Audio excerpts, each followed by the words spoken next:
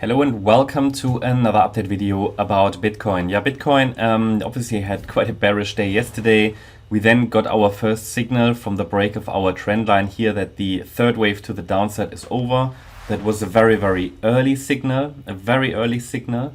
The price then did shoot up quite a bit, but it's only in 3 waves that rally, which means that we are probably not yet in the next larger wave to the upside. But what could happen is that this 3-wave move that occurred from yesterday's low turns into a larger ABC structure. Okay, that's why we have 2 resistance areas on the charts.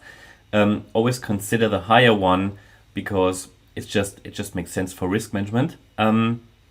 We want to take a look at the microstructure, but first, before we do that, let's take a look at the overall pattern here in this current correction, which likely started in March. Okay, so that's the idea. The third wave finished in March, and the fourth wave started. We have an A wave down into the April lows here. That was the 17th of April. And then a flat correction started from there, topped in wave B in June.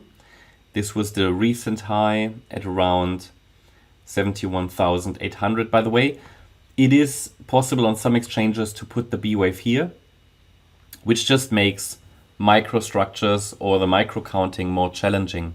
All right, it makes it really more challenging because you don't know which one is the correct way to do it. So we can really only do it to the best of what the chart allows us to do. Cryptos are, this is still a bit of the Wild West, you know, a little bit like the Wild West, the crypto space. So exchanges have slightly different values. So it is also valid to put the B wave here, not on the chart I have, but some crypto charts. And that gives you a different microstructure on the way down. Just to explain why I'm a little bit unsure about the microstructure here. That being said, a microstructure when we're dealing with, let's say, diagonal patterns or corrections is always something we should be challenging all the time.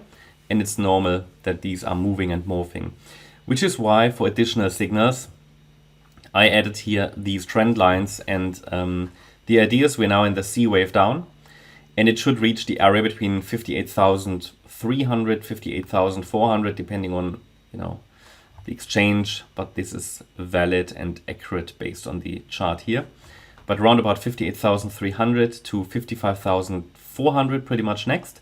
We basically already reached it, right? It pretty much touched it. I mean, missed it by a few dollars, but it came very close. Still, though, it's not expected that the move down is over. Would look good with at least one more low. And that would mean that it's either one more low in wave 5 of C of 3. Then we get a large 4 and another 5. Or we are already in the larger 4th wave and get just one more low. Okay, so it would really take a break above both resistance areas in 5 waves to really strongly indicate from here that a low has formed already. It's currently not expected, but I mentioned to you that down here there's a turning point of sorts. Yeah, my idea was that, look, we had this trend line here. I took it off now, but we had this trend line that told us that, okay, look, if we break it, we're likely heading up in a wave 4. Well, that happened. We've now reached the next trend line here. And this offers some temporary resistance, but could at the same time, if we break above it, could be the next, let's say, breakout signal for possibly a larger wave 4. So currently I'm tracking this as a smaller degree wave 4, but I can tell you that I'm not convinced that this wave 4 is over. The nearest resistance is between 59,890 and 61,470. That's the nearest resistance. The rally is in 3 waves. And yeah, the wave 4 could be over. And I would prefer one more low in wave C of 3. But as I said, only if this is the correct micro count. There are other ways of counting this. The thing is, a wave 4 of that degree shouldn't really break above the 50% retracement. Well, if it does, it's not this wave 4 anymore. I would either need to shift the micro here a little bit, or we are already in circle wave 4. Which means what I can do, I can track the trend lines. So we have another trend line here, which could indicate that at least we are getting some more upside momentum. As long as we're holding above micro support, I think the yellow count is definitely worth considering, which would send us higher into the larger resistance area. We have a couple of other trend lines to watch there for potentially temporary resistance. Let me tidy this up. We can take one of these fib levels away that we don't need because try to keep the chart clean. But yeah, basically in this wave 4 of this wave degree, we shouldn't really see a break above 61,470. If we get a sustained break above that level, it indicates that the microstructure has to change, or that we are, already in the larger wave 4. Okay, so therefore I would be careful with, let's say, expecting the price to go down directly from here. Well, it could do, but I need to see some confirmation with a break below 59,149. Why is that level so important? Because it is the 78.6 retracement of this rally. And if a larger ABC structure unfolds, at least the probabilities for a direct move down increase with a break below that level. That's sort of how I see this, and therefore yesterday's signal was quite clear. Now we've already rallied a bit, but the pullback isn't looking like a wave 5 start, okay? So in fact, if we go to the, let's say, 30-minute chart, it's not incredibly clear what this is. It looks like a 3-wave move down to me, which leaves the door open for higher. It could be an A, B, C and yellow wave B, but this is now a degree of micro counting where it just doesn't make sense to expect precision, on a crypto chart, not in a correction. But I can tell you that this rally looks like a 3-wave move. So it's not clearly bullish, but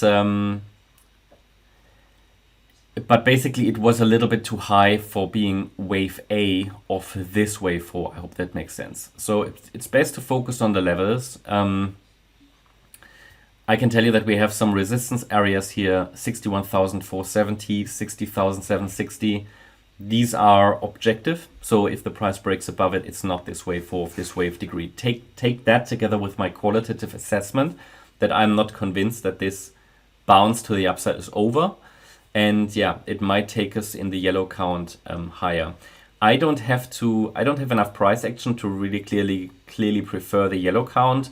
But let's say I'm doubting that we get a direct move down in wave 5 from here. We'll see how it develops today. I need more price action, but the levels are very clear. The trend lines are very clear. And the next resistance area, I'm not sure if I mentioned it, starts at 62,626.